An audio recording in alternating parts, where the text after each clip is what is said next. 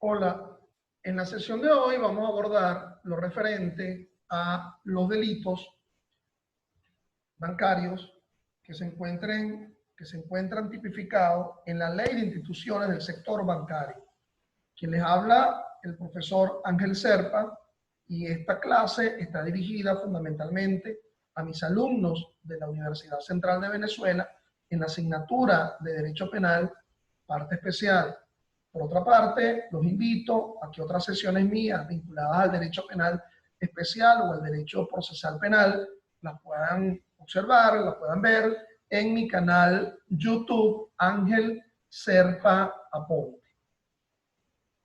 Los delitos bancarios, lo denomino de esta forma, un tanto simplista del asunto, los delitos de intermediación financiera que se encuentran ubicadas en la institución del sector bancario, bueno, forman parte de este cúmulo de ilícitos que últimamente empieza a denominarse delitos contra el orden socioeconómico, es decir, salir de la típica concepción clásica de los delitos contra la propiedad, en la cual una persona en concreto, llámese victimario, aflige, lacera, ofende el bien jurídico de una víctima en aquella típica concepción de que es víctima quien es titular del bien jurídico, que es ofendido por el delito. Entonces, bueno, aquí esto trasciende un tanto mucho más, porque, bueno, la actividad de intermediación financiera como acto de comercio, de lo que conforme al artículo 2 y 3 del Código de Comercio establecen como acto de comercio, se ubica en el ámbito de una economía capitalista, pero también en la noción que el Estado asume cada día más actividades que se ubican en el ámbito del derecho civil, del derecho mercantil. El Estado como empresario, en todo este relacionamiento se verifica la existencia de ilícitos de intermediación financiera.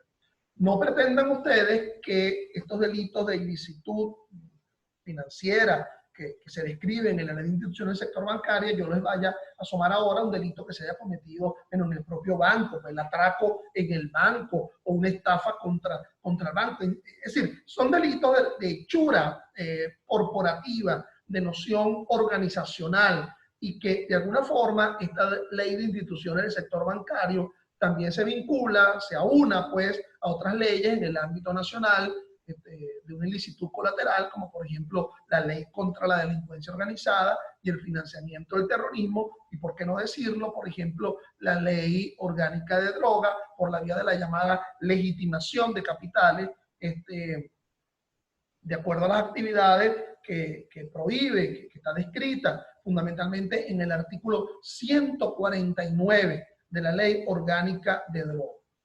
Esta noción de la ilicitud de intermediación financiera o delitos contra el orden socioeconómico no pueden desatender la propia concepción básica, ¿verdad?, del tipo penal como elemento inicial a partir del cual se va a derivar la responsabilidad penal. Es decir, el famoso Tatbestand, ese tipo que se ubica en el ámbito o esa noción que se inscribe en el ámbito alemán, que describe, por ejemplo, Bacigalupo, conjunto de elementos que caracterizan un comportamiento contrario a la norma. Ese artículo primero del Código Penal, nadie podrá ser sancionado sino sobre la base de un ilícito que esté descrito en pauta de ley, lo cual también se inscribe en el artículo 49.6 de la Constitución, nada menos y nada más que formando parte del concepto de debido proceso. Y hago énfasis en el tema de la tipicidad, porque muchas veces la responsabilidad penal que se derive de esta ilicitud penal bancaria o vinculado a los delitos de intermediación financiera, lo que adolece es de eso, pues, adolece de una buena descripción típica. Y entonces el enfrentamiento en un proceso ya ni siquiera sería frente a la postura de ese titular de la acción penal, el Ministerio Público, porque fundamentalmente son todos delitos de acción pública, ninguno se asume como delito de instancia de parte agraviada o de acusación privada, sino que ya el enfrentamiento sería frente al legislador por haber descrito una forma tan con falta de remate jurídico norma y que por lo tanto, bueno, solicitarle al juez una especie de aplicación del control difuso porque se está violentando el principio de legalidad descrito en el artículo 49.6 de la propia Constitución. Entonces, esa tipicidad forma parte también de otra concepción, pues, dentro de la noción del delito. Hay diferentes escuelas o posturas. Hay la postura que nos indica que no, que los elementos del delito son solamente dos, es decir, la tipicidad y la antijuricidad, porque la culpabilidad, que puede ser dolosa o culposa, forma parte de la propia descripción del tipo penal, pero hay otras posturas que nos indican que no, que ciertamente es necesario ahondar en la existencia de los tres elementos del delito, la tipicidad, la antijuricidad y la culpabilidad como elemento aparte, separado por la propia noción de la exclusión, de las contras. Es decir, cada uno de ellos tiene su propia contra que la repele. Los problemas de causas de exclusión de la culpabilidad no afectan la antijuricidad y sin embargo las causas de justificación es lo que afecta la antijuricidad y no afectaría la culpabilidad. Por otra parte, estos conceptos pues, de tipo, norma, bien jurídico, han de estar bien preclaros en el establecimiento de la responsabilidad penal, de la ilicitud, contra el orden socioeconómico, porque, bueno, la norma derivará mandatos, prohibiciones, pero por otra parte, el derecho penal excluye la posibilidad de los llamados reglamentos delegados. Si la norma tiene que bastarse por sí misma, porque si de allí se pretende derivar una responsabilidad penal, no vamos a atender a una explicación en otro adendum, ¿verdad? Como una especie de reglamento, a pesar de que ya veremos un autor que más bien, un autor alemán que más bien cualifica o concluye que los delitos contra el orden socioeconómico más bien asumen esa característica. Pues. Bueno, por otra parte, los ilícitos, y dentro de ellos los ilícitos de intermediación financiera, bueno, conllevan tres tipos de elementos, ¿verdad? Se habla del llamado elemento descriptivo de un origen naturalístico. Bueno, algo que no requiere mayor axiología, el concepto de nocturnidad, por ejemplo, todo el mundo lo entiende, el concepto de muerte, cesación de funciones vitales, el concepto de aborto, interrupción de la gestación, pero hay supuestos de hecho que también contienen elementos que son de carácter valorativo, axiológico, es decir, que la inteligencia de los mismos se asume a partir de la valoración que se hace frente a la condición social, al medio social en donde se desenvuelve. Por ejemplo, el delito de incesto. No es solamente la perspectiva objetiva de tener relaciones íntimas con un familiar cercano, con un pariente cercano, sino también, como lo dice la norma, en condición tal de causar escándalo público. Entonces hay que valorar el concepto de escándalo público. En estos delitos de intermediación financiera también nos vamos a encontrar con nociones axiológicas, como por ejemplo, cuando un estado financiero no refleja adecuadamente la real situación del banco. Entonces, ¿qué será no reflejar adecuadamente? ¿Será que el nivel de pasivo supera abiertamente al nivel de activo y no hay posibilidad de rehabilitación de ese comerciante? Es decir, la condición de comerciante fallido se va a mantener. O, por ejemplo, hablar de otro tipo de elementos, que sería el elemento jurídico o legal en los supuestos de hecho. Usted dirá, bueno, claro, si hablamos de derecho, todo tendrá un origen legal, normativo. No. El tema es que la interpretación, el conocimiento surge es a partir del propio concepto jurídico. Hablar de empresa vinculada o afín, pero la naturaleza no define lo que es una empresa vinculada o afín, ¿verdad? Surgirá a partir de la propia noción de vinculación por el capital, por la relación que se estructure sobre la base de la descripción normativa.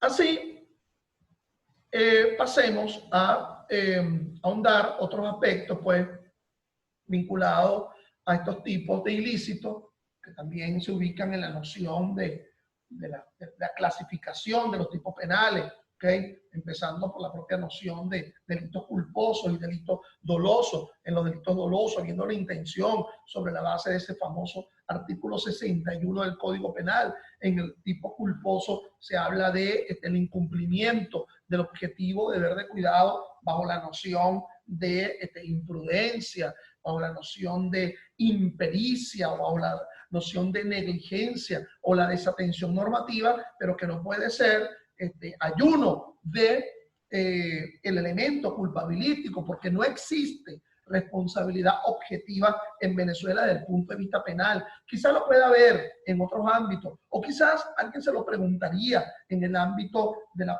por ejemplo, de la ilicitud ambiental, la ley penal del ambiente, pero la llamada responsabilidad objetiva solamente por la perfecta adscripción del hecho con su descripción típica, bueno, ello no puede existir. Es necesario la demostración, la probanza del elemento subjetivo, de la culpabilidad.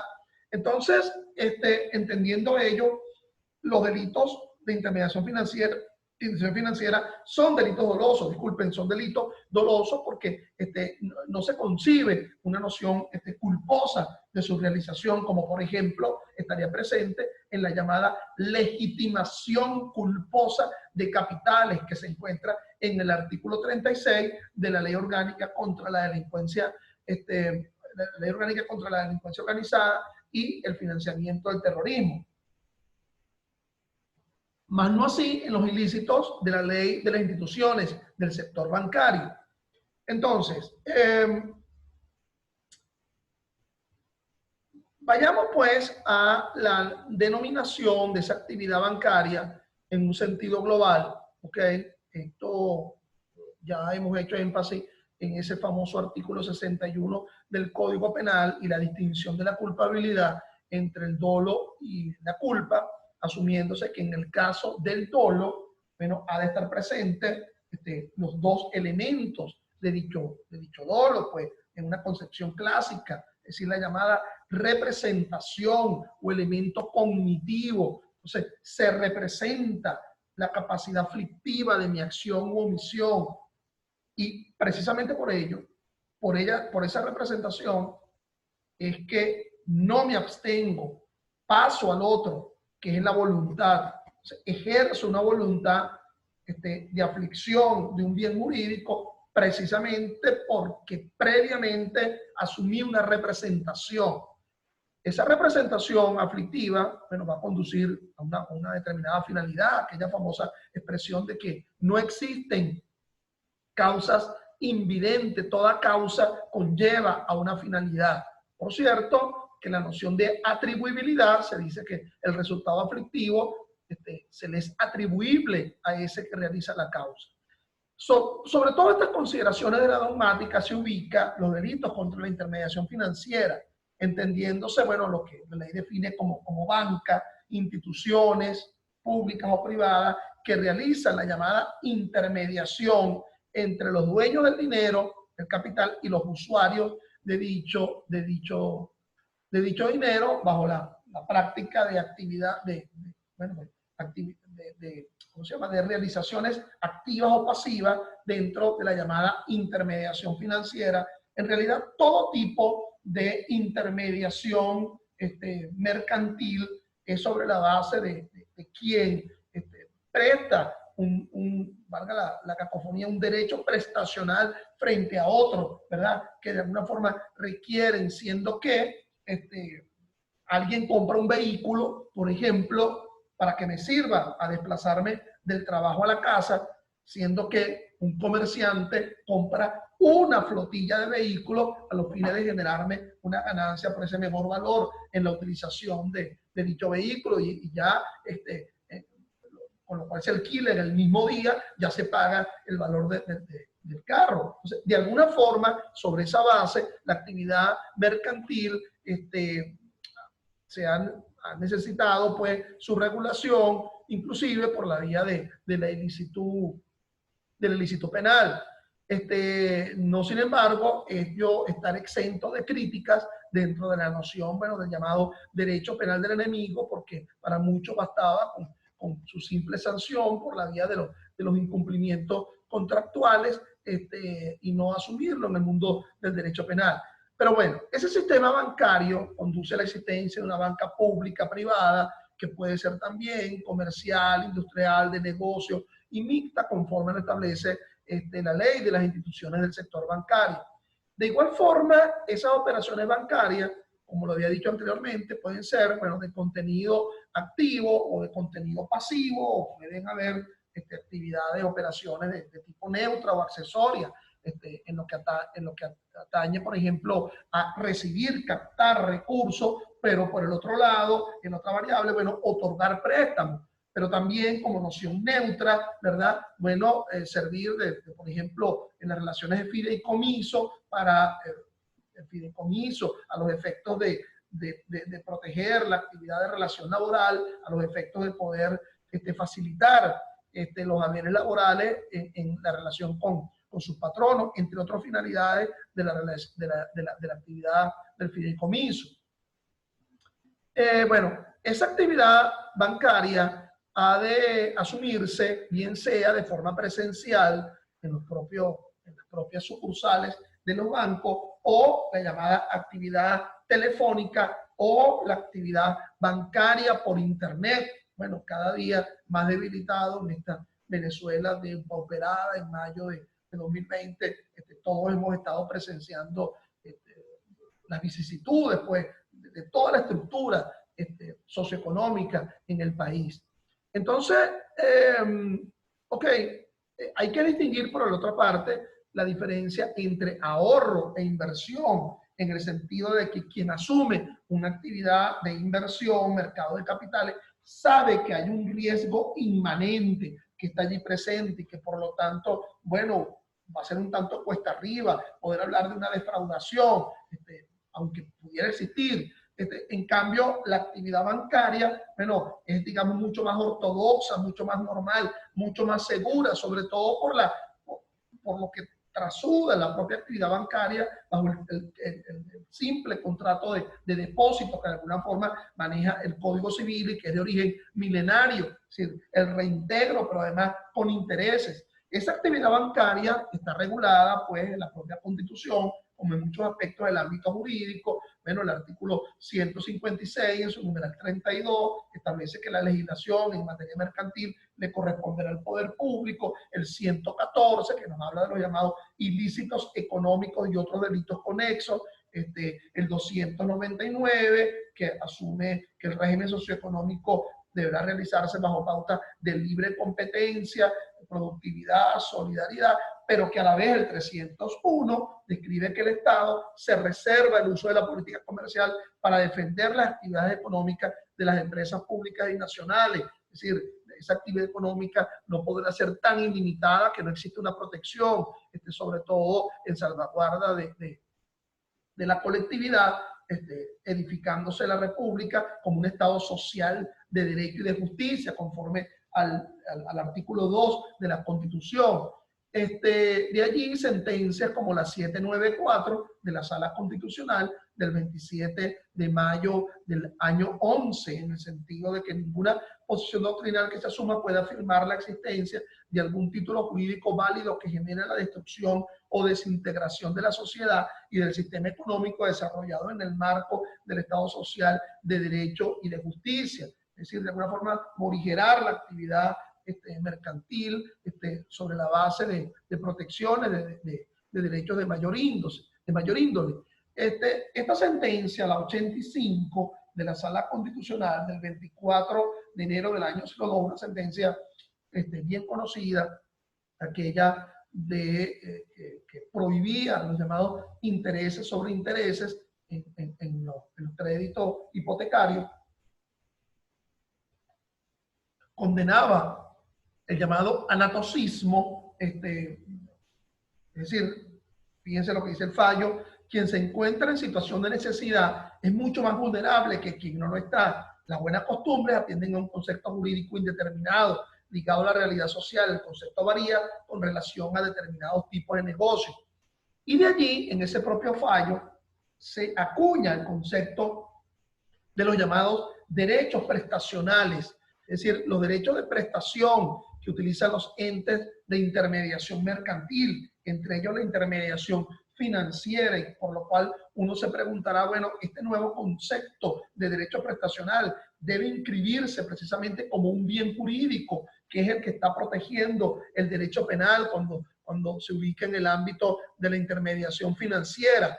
Bueno, no está alejado pues esa perfecta noción, sobre todo bajo la noción de delitos contra el orden socioeconómico. Este importante autor alemán, Klaus Tiedemann, de hace 45, 50 años para acá, ha venido desarrollando, entre otros muchos autores, este concepto del delito contra el orden socioeconómico. En primer lugar, esboza ciertas características a nivel de tipicidad, critica la existencia de normas penal en blanco, normas abiertas, que para ser completadas requieren una norma de rango inferior. Por ejemplo, otorgamiento indebido de crédito a las personas que la propia superintendencia establezca como vinculadas a partir de un reglamento. Son normas que cambian constantemente, es decir, sobre la base, sobre la variable de los cambios fiscales en el país, esto de la delincuencia, de los llamados ilícitos cambiarios. Cuando Venezuela tiene una determinada condición fiscal, bueno, se prohíbe las transacciones de divisa y por lo tanto asumir la noción de ilícitos cambiarios, pero cuando se requiere una apertura, bueno, deja de ilegitimarse, de asumirse la condición punible de determinadas conductas, y no es tan mantenido en el tiempo como pudiéramos encontrar en un derecho penal ortodoxo, delitos contra la persona, la vida, bueno, eso no hay ningún margen de duda, el tema de la libertad sexual, etc. Por otra parte, Tiedemann hace otras conclusiones con respecto a estos ilícitos, en el sentido de que más allá de la llamada interpretación gramatical o a partir de la simple dogmática jurídico-penal, ha de darse una valoración, una axiología, una hermenéutica de contenido economicista. Por otra parte, en lo que atañe a la causalidad, dice que la mayoría de estos ilícitos son llamados de peligro abstracto, que no implican necesariamente un resultado aflictivo individual, porque de alguna forma lo que se está sancionando es el no atender las pautas de organización, de autorización, de aprobación que provienen de un ente público. Entonces, bueno, un instrumento bancario que me concede un beneficio, una cuenta, ¿cómo se llama? Una cuenta de ahorro, por decir, que me otorga un beneficio de 1000% de interés, además pagado en dólares, una cosa tan maravillosa como ello, me conduce a asistir al banco, y cuando yo leo la letra chiquita del contrato me doy cuenta que no es, pero bueno, ya aunque no hubo el resultado, ni siquiera suscribí esa cuenta, de alguna forma se puso en peligro en sentido global a la sociedad, que sería fundamentalmente a quién estaría protegiendo, digamos, en ratio última estos delitos de intermediación financiera, porque habrá tres niveles de víctima. Es decir, la víctima como tal, el cuenta correntista, el cuenta ahorrista, el banco, pero también el Estado, teniendo instituciones de garantía, fondos de garantía y de depósitos que le hacen frente a las patológicas conductas en la realización de la actividad de intermediación financiera. Bueno, esa legislación bancaria en el país, hay un abanico, digamos, hay un paraguas de leyes que lo regulan. Por ejemplo, la Ley Orgánica del Sistema Financiero Nacional, 2010, la ley que nos ocupa, la ley de instituciones del sector bancario, de noviembre de 2014, esta ley contra los ilícitos cambiarios, que a pesar de una apertura reciente, bueno, en realidad todavía está vigente, la ley de la actividad aseguradora, la ley del mercado de capitales, la ley orgánica contra la delincuencia organizada y el financiamiento del terrorismo, del año 12, es decir, anterior a esta ley de instituciones del sector bancario.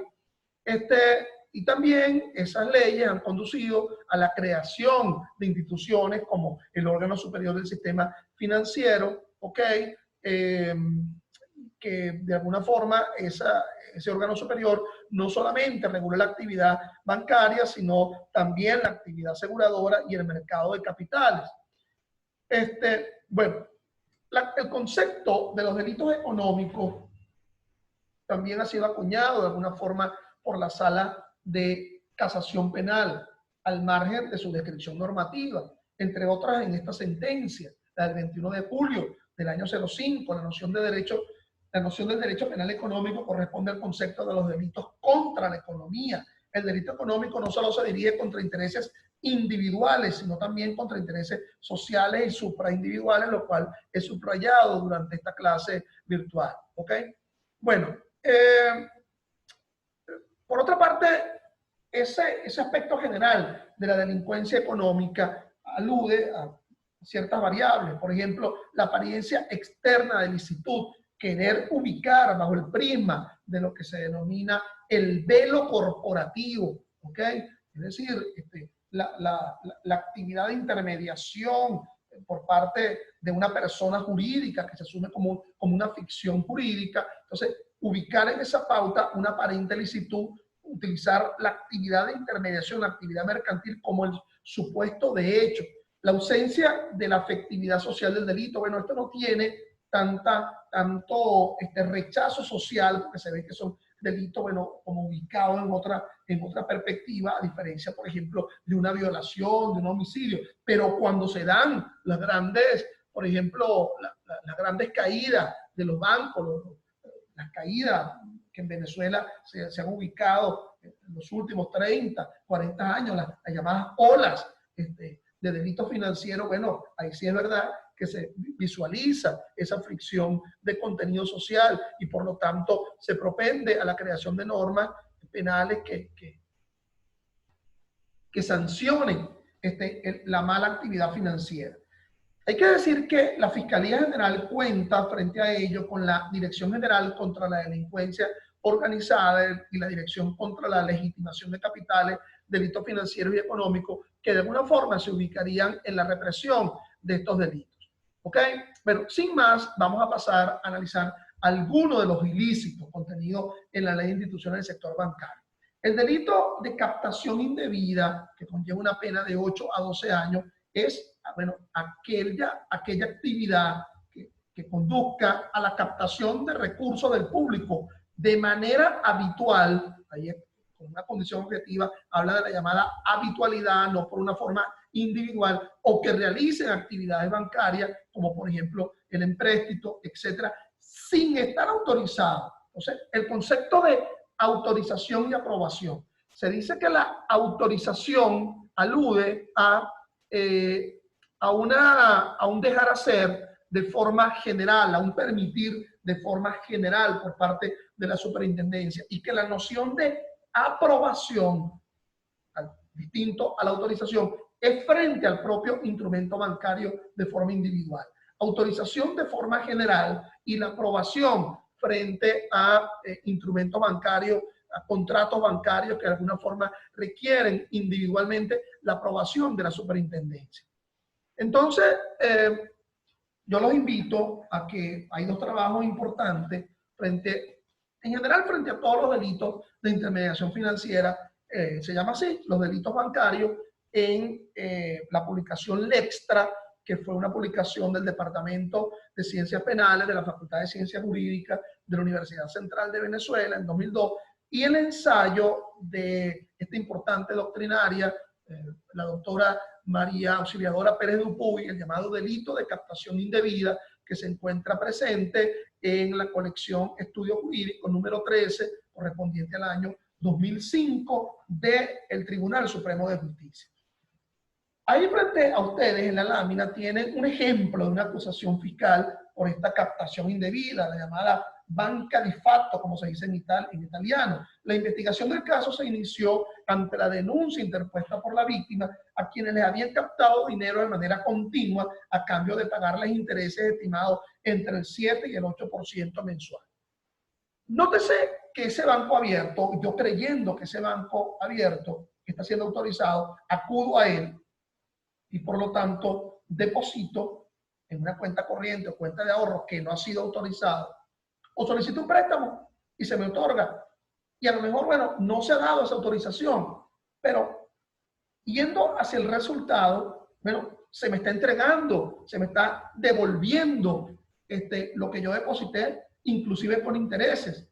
Con lo cual, el tema del resultado no estaría propiamente presente en la definición. Es decir, el mero peligro que conduce la existencia de una banca de hecho sin una autorización, afectando la noción de autorización pública y afligiendo pues la confianza colectiva que se tiene frente a una actividad de intermediación financiera, en la cual se supone que si alguien ostenta la condición de banco es porque se ha verificado la comprobación de los elementos que obran para su actividad. Bueno, el orden público socioeconómico funge como bien jurídico, es un tipo de delito de peligro, y obviamente cuando se habla de la actividad bancaria estaríamos hablando de practicar la actividad crediticia, la actividad cambiaria o la captación habitual de recursos, por lo cual el tema de la habitualidad es un tema que alude a ser realizado más de una vez, ¿ok? Es decir, un elemento axiológico que tiene que interpretarse. Entonces, obviamente que este ilícito puede estar vinculado a otros delitos clásicos, ¿ok? Es decir, o como concurso ideal, 98, 97 del Código Penal, o como concurso real, tomar, sancionar el delito de mayor significación, a lo cual se le suma los delitos de menor significación. Estos son delitos fundamentalmente prisionables y por lo tanto, al ser prisionales, estaríamos hablando de la pauta pues, del artículo 87 y siguiente del Código Penal. Entonces, otro delito que pudiera estar vinculado a esto de captación indebida, bueno, es el delito de falsedad documental, uso de documentos falsos o hasta la propia estafa. La apropiación indebida de crédito. Entonces, se trata, en primer lugar, de autorizar un crédito a quien no se le debió haber concedido un crédito por ese banco y apropiarse del crédito quien no debió habérsele liquidado o autorizado dicho crédito por la relación íntima, cercana que existe entre deudor y acreedor vinculado al banco. Hay una decisión, digamos, previa, la sentencia 4.975 de la Sala Constitucional del año 2005. Existe una presunción de que el banco es libre de atender o no en base al riesgo en el otorgamiento de un crédito. En consecuencia, ciertamente se aprecia que la no actualización de los datos que deben ser remitidos por dicha institución financiera al SICRE genera una información falsa o irreal, la infracción al derecho constitucional a la libertad económica. Es decir, que esa aprobación y apropiación de crédito no surge solamente por la base objetiva de la relación que existe entre esa persona natural o jurídica, este deudor, acreedor del crédito frente al banco, sino por que la superintendencia o las actividades de protección tampoco hayan tenido el tino de cuidar la existencia de esa relación, ¿ok? Y por lo tanto verán que existen responsables intraneus que están dentro del propio banco y extraneus, es decir, que están fuera, pero que también pueden ser responsables de este delito de apropiación. Entonces, veamos que la apropiación indebida se encuentra de forma clásica presente en el Código Penal. ¿Okay? Ahí está en el artículo 466 del Código Penal, apropiación indebida simple. Es decir, el victimario ex antes asume la tenencia de un bien que solamente contractualmente con respecto a la víctima ha debido administrar y no disponer, siendo que ese victimario debe reintegrar o hacer un uso conferido a las pautas puestas de acuerdo con respecto a la víctima, y no lo hace. Esa es la concepción clásica de la llamada apropiación indebida, que en otros de estos cursos virtuales hemos analizado, están a la orden en mi canal YouTube, Ángel Serpa Ponte. Pero ahí está el artículo 468 del Código Penal, hablando de la llamada apropiación indebida calificada, que es precisamente por una actividad mercantil, por una actividad industrial, Y ustedes dirán, bueno, pero si ya estaba descrita dentro del artículo 468 del Código Penal, no hay un problema de antinomia. Es decir, lo que pasa es que la ley de instituciones del sector bancario regula un especial tipo de apropiación indebida. La apropiación indebida mercantil, pero realizada en la labor de intermediación financiera, ¿ok? Y que tiene sus pautas bien precisas. Por cierto, que en el caso de la apropiación indebida simple, como se mencionó, la descrita en el 466 del Código Penal, es un delito de instancia de parte agraviada, de acusación privada, no es de acción pública como requisito de procedibilidad, pero en la apropiación indebida calificada y en general todos estos delitos de intermediación financiera son delitos de acción pública. Entonces, resulta que esta apropiación indebida ha sido de alguna forma tratado por la jurisprudencia, ¿okay? Jurisprudencia inclusive de hace mucho tiempo, de los años 50, del 1950, inclusive vinculado a lo financiero.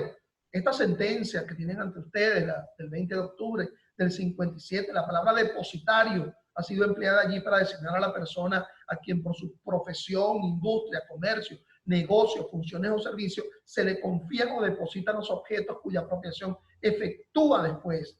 No es solamente el de apropiación de objetos entregado en virtud de un depósito civil o mercantil, regular o necesario, pero más profusamente la sentencia del 8 de marzo del 56, que bueno, frente a la propia actividad bancaria, se dice, el banquero a quien se entrega una suma de dinero para hacer mi giro, el corredor a quien se le confía un objeto para su venta. Entonces, bueno, sin más vayamos al delito de apropiación indebida de crédito, que está descrito en la Ley de Instituciones del Sector Bancario, que no es, de nuevo repito, está a un doble nivel. El que haya aprobado ese crédito que no debió haberse concebido y el que se haya apropiado de dicho crédito. Bueno, dentro de los que aprueban, los administradores, directores, consejeros, consultores, esto, pero de las personas jurídicas que tengan una participación importante dentro del banco, las personas naturales o los representantes de quienes deben controlar ese otorgamiento de crédito por autorización, por actos administrativos emanados de la superintendencia, actos administrativos de efectos generales o actos administrativos de efectos particulares frente a un banco en concreto. Recordemos que la autorización, aprobación para una actividad de intermediación financiera, autorización en sentido global para ser banco y aprobación de un contrato en específico es un acto administrativo de efectos particulares y que, bueno, puede ser cuestionado por la vía de los llamados recursos administrativos, ¿ok? El jerárquico, revisión, reconsideración y también el recurso de nulidad ante la jurisdicción de lo contencioso administrativo. Pero mientras exista esa negativa a autorizar o existe la autorización sobre esa base, bueno, ya eso define el supuesto de hecho de la existencia o no de la autorización para estarnos en presencia de la comisión del hecho ilícito. Si se incumple más allá de las pautas allí descritas. Entonces, fíjense que es otorgar crédito en perjuicio de la institución del sector bancario de que se trate. Tiene que demostrarse, bueno, tal perjuicio, lo cual conduce a generar una aflicción, no solamente frente al banco, sino frente a los clientes del banco y eventualmente frente al propio Estado, al desatenderse la pauta de autorización o hacer frente al Estado frente a el asumir fondos de garantía, aun cuando esos fondos de garantía sean asumidos, concebidos como una hechura a partir de los propios recursos bancarios. Bueno, entonces, el patrimonio de la institución financiera asumirá el bien jurídico, ¿verdad? Sujeto activo, los funcionarios con real posibilidad de aprobar y que hay que asumir la noción de específica, la llamada atribuibilidad, es decir, en mí estaba la aprobación de este asunto. Recordemos que existen pautas tales como las que describe el Código de Comercio cuando en una actividad en medio de la junta directiva existe lo que se llama objeción, oposición a la junta directiva, pero esa oposición a lo que se decide en una junta directiva por parte de un director, bueno, tiene que ser entregado al secretario a los efectos de ser remitido al comisario de la compañía. Es decir, si no existe tal remisión al comisario de la compañía, que es un funcionario que se encuentra en el ámbito del derecho mercantil, mal se puede decir que no forme parte del acto aprobatorio si no he realizado esa pauta de actividad mercantil que se me exige para no vincularme a una decisión realizada de forma colegiada en una junta directiva o en una asamblea de accionistas. Recordemos que en la típica noción de derecho privado, civil, mercantil, se habla del levantamiento del velo corporativo, es decir, aquella ficción de que es responsable solamente la persona jurídica. Bueno, se levanta cuando se evidencia de alguna forma que estoy utilizando la modalidad privada, civil o mercantil, a los efectos, entre otras cosas, de realizar ilícito. Y ahí está, pues, el 1185 del Código Civil, con su famoso el hecho ilícito, que genera una responsabilidad de carácter, de carácter civil. Pero aquí lo estamos ubicando en el ámbito de la responsabilidad penal. Aquí hay un típico ejemplo de, no estoy de alguna forma vinculándome a lo que allí se indica como que es certero, sino que esto es una acusación del Ministerio Público, solamente a los efectos de ilustrar. El banco aprobó créditos que encuadran en los supuestos de prohibición expresa establecidos en la ley, pues la referida norma prohíbe el otorgamiento directo o indirecto de créditos de cualquier clase a favor de personas naturales o jurídicas vinculadas o relacionadas al respectivo banco. Existen varias empresas en las cuales el ciudadano, fulano de tal, tiene intereses directos, ya sea por ser accionista de las empresas tenedoras de las acciones, de las empresas beneficiadas de los créditos, o por la vinculación financiera, organizativa y jurídica asistente con las personas beneficiarias de los créditos. Destaca la situación de la empresa promotora tal, beneficiada por el banco, con 3 créditos por ese monto respectivamente. El mencionado proyecto se construyó en un terreno el cual fue traspasado a promotora por parte de una de las empresas donde el ciudadano es accionista a través de la empresa administradora tal. Es decir, pretende decir allí el Ministerio Público que en ese caso en concreto, bueno, se despacha y se da el vuelto, como se dice en el ámbito nacional, frente al otorgamiento de crédito a empresas vinculadas al propio banco. El delito de apropiación o distracción de recursos es el simple, pues, latrocinio, ¿okay? La simple apropiación, como se diría en el mundo del derecho civil clásico, el hurto, como se diría en el mundo del derecho, perdón, del derecho penal clásico, y como se diría en el mundo del derecho penal, digamos, colateral, en los delitos contra la corrupción, el peculado. Entonces, bueno, aquí esa apropiación ya no es la apropiación de crédito o la aprobación de crédito, sino la apropiación directa de recursos bancarios. Entonces, esa apropiación de recursos bancarios descrito en la propia ley, bueno, de alguna forma se cualifica el sujeto activo, los administradores, directores, asesores, esto, pero de las personas jurídicas en las cuales ese banco tenga una participación, las personas naturales o representantes de las personas jurídicas designadas por la superintendencia para aplicar medidas administrativas. Entonces, el supuesto que se apropien o distraigan en provecho propio o de un tercero.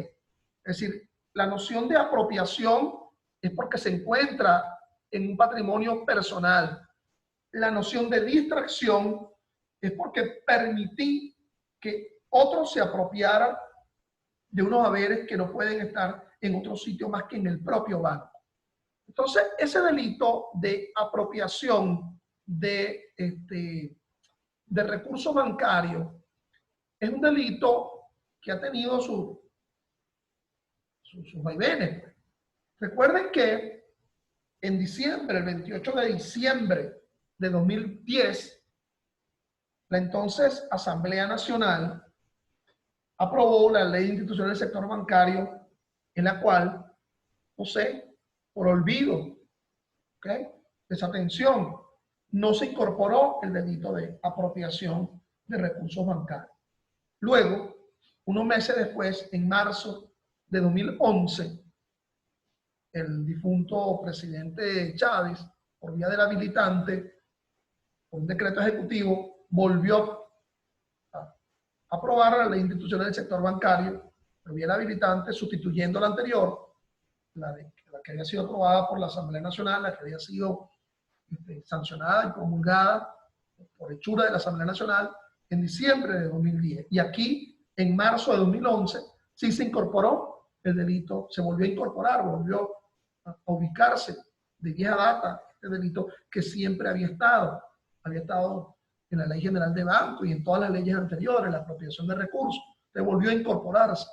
Entonces la gran pregunta era, bueno, ¿y qué pasó en esos 3 meses, enero, febrero y parte de marzo de 2010, donde ese delito se desimputó? Hubo una despenalización de esa conducta, o sea, aplicarse el llamado indubio pro reo, conforme al artículo 24 de la Constitución. O sea, hubo una ley intermedia, porque hubo una ley anterior, la de 2008, que sí lo seguía estableciendo. Hubo una ley intermedia, la del 2010, en la que dejó de ser delito. Y hubo una ley posterior, la de marzo de 2011, donde sí lo está. Entonces, bueno, en virtud de lo que establece el 24 de la Constitución, bueno, hubo un momento en donde no era sancionable y por lo tanto el indubio pro reo, despenalizar la conducta frente a los que estuviesen siendo imputados por hechos ocurridos o en los 3 meses, esos iniciales de 2010 o con anterioridad. A tal efecto, entonces, la Sala Constitucional, en esta sentencia, la 794, el 27 de mayo de 2011, pasó por vía del control difuso, algo muy extraño, bueno, si quieren la posibilidad del llamado control concentrado, control difuso, es decir, desaplicar una norma porque está afectando la Constitución. A mí me parece que esto fue una salida un tanto traída por los cabellos, porque con solamente decir, bueno, ciertamente en esos 3 meses no estaba vigente esa apropiación de recursos, conforme lo decía la del 2008, siempre estuvo vigente la apropiación indebida calificada, la del 468 del Código Penal. Entonces, asumir frente al Código Penal esa apropiación indebida, porque total, a fin de cuentas, es una actividad mercantil. Esa sentencia nos habla de que la apropiación y distracción en las cuales no debe apreciarse una distinción sustancial, ya que el término distracción utilizado en la norma podemos indicar que el diccionario jurídico Cabanela lo asimila en una de sus acepciones, la sustracción de cosa mueble. Yo humildemente me permito diferir de ese criterio, en el sentido de que apropiación pasa por incorporar, se sabe dónde está en el patrimonio individual de otro. En cambio, la distracción pasa porque se pierda el recurso, no se sabe dónde está, pero no está donde debería estar, que en este caso es en el patrimonio del banco. Bueno, a fin de cuentas, entonces, la Sala Constitucional en esa 794 del año 11 volvió a incorporar esta noción de apropiación o distracción de recursos. Recuerden que así era como había quedado en el artículo 213 de la ley del 2010. Nótese que solamente quedó la segunda opción, que con intención de defraudar a una institución del sector bancario o de celebrar operaciones, cambie, presente, entrega, suscriba, balance financiero. Entonces, el fraude bancario, pero no la apropiación, lo cual siempre había estado presente dentro de los bancos. Entonces, bueno, esta es la manera como lo resuelve la Sala Constitucional en la 794. Se dice, bueno, una pena más leve de cualquier otro elemento que favorezca al procesado debe prevalecer el derecho a la libertad económica y la estabilidad y sustentabilidad del derecho del sistema económico como derechos fundamentales. Debe necesariamente aplicarse el principio del tempus regit actum a los delitos de índole económico bancario con base a las imposiciones de la propia Constitución, artículo 114, y entonces fíjense, en definitiva, hace sobrevivir por vía de la llamada ultraactividad. Recordemos que la extraactividad penal puede ser de dos tipos. La retroactividad, una ley presente que pasa a regular una circunstancia pasada, cuya ley vigente en ese momento había sido derogada, retroactividad, o ultraactividad, el otro extremo de la extraactividad, una ley que fue derogada, como por ejemplo esta ley de banco del año 2008, pasa a regular una circunstancia futura, que serían los delitos que o se cometieron en vigencia de la ley de 2010, o los que se cometieron entre la del 2008 y 2010, pero que ahora aparentemente se despenalizaba por el error, ¿sí?, por la falta de tino por parte de la Asamblea Nacional de entonces. Bueno, información falsa para realizar operaciones bancarias, escrita en el 216 de la Ley de Instituciones del Sector Bancario. Entonces, fíjense, quien con la intención de defraudar, entonces es un delito que se asume dentro de una finalidad defraudativa, de fraude, de estafa. Recordemos que el fraude o la estafa conduce a la noción de engaño, pero un engaño que conlleva a un perjuicio patrimonial. Se suele decir que el ardid que se realiza como un medio, que sería en este caso la información financiera falsa, conduce a una falsa concepción de la realidad, es decir, a un engaño, pero que ese engaño deriva a un perjuicio patrimonial. Y la relación causal tiene que ser perfecta entre el ardid, el engaño como falsa concepción de la realidad, y el perjuicio patrimonial. Entonces aquí la información financiera falsa es lo que conduce a una defraudación de parte del banco. Entonces, que contengan información o datos que no reflejen razonablemente la verdadera situación financiera. Es aquí donde yo digo que hay una noción, digamos, axiológica del asunto. Es decir, no reflejar razonablemente una verdadera situación financiera. Hay que asumir una noción frente al caso, una axiología muy específica. ¿Qué significa una verdadera situación financiera que no puede hacer frente, lo que llaman los contadores, cuentas por cobrar, pero también la noción de cuentas incobrables? Es decir, es imposible que eso pueda ser de alguna forma satisfecha y está presente dentro de una información. Por lo tanto, esta información implica necesariamente la instrumentalidad a partir del tipo de información que se genera, por ejemplo, de una auditoría interna o de una auditoría externa. Recordemos que al cierre de los ejercicios económicos, que pueden coincidir con el año calendario o pueden no serlo, surge la necesidad de la auditoría externa por parte de auditores externos a los efectos de reflejar si hay una ganancia con miras o a distribuir dividendos, utilidades, si así lo decide la asamblea de accionistas, o para capitalizarlo por la vía del aumento de capital o del pago de un capital suscrito que todavía no haya sido pagado por parte del socio. Entonces, bueno, total que esa información ha conducido a un perjuicio. Obviamente que este delito de defraudación iría a estar en una relación de concurso real con otros delitos clásicos ubicados en el título 6 del capítulo 3 del Código Penal, como por ejemplo el forjamiento o falsedad de documentos. La información financiera falsa del 217 de la Ley de Instituciones, quien elabore, suscriba, autorice informaciones, balance o estado financiero que no refleje razonablemente la verdadera solvencia o dicha liquidez. Pero aquí sí se exige que si con miras a esa información la institución realizó el reparto o pago de dividendo, se aumentará la pena, con lo cual se cualifica esa pena.